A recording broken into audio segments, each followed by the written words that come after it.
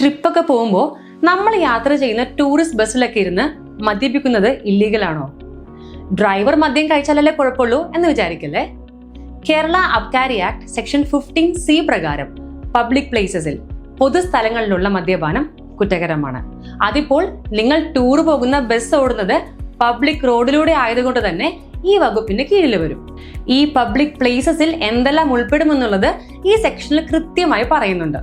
Any streets, courts, police stations, clubs, parks, vehicles, restaurants, hotels എന്നിവയെല്ലാം ഇതിൽ പെടും. ഇനി ഞങ്ങളുടെ പ്രൈവറ്റ് വെഹിക്കിളിലാണ് ഞങ്ങളിരുന്ന് മദ്യം കഴിച്ചതെന്ന് പറഞ്ഞിട്ട് കാര്യമില്ല. ഒരു പബ്ലിക് പ്ലേസിലോ റോഡിലോ ആണ് നിങ്ങളുടെ പ്രൈവറ്റ് കാർ എങ്കിൽ അവിടെ ഇരുന്ന് മദ്യം കഴിച്ചാലും കുറ്റകരമാണ്. എന്നാൽ കമ്മീഷണർ സ്പെസിഫിക് ലൈസൻസ് ഗ്രാന്റ് ചെയ്തിട്ടുള്ള ബാറ് പോലെയുള്ള പ്ലേസസും പ്രൈവറ്റ് റെസിഡൻഷ്യൽ റൂംസ് എല്ലാം ഇതിന് എക്സെപ്ഷണൽ കേസസ് ആണ്. ഇനി പബ്ലിക് പ്ലേസിൽ ഇരുന്ന് മദ്യപിച്ചാൽ എന്താണ് ശിക്ഷയെന്നോ? കേരള അബ്കാരി ആക്ട് സെക്ഷൻ 63 പ്രകാരം 5000 രൂപ വരെ ഫൈനോ അല്ലെങ്കിൽ 2 വർഷം വരെ ജയിൽ ശിക്ഷയോ അല്ലെങ്കിൽ ഇത് രണ്ടും കൂടെ ലഭിക്കാവുന്നതാണ്.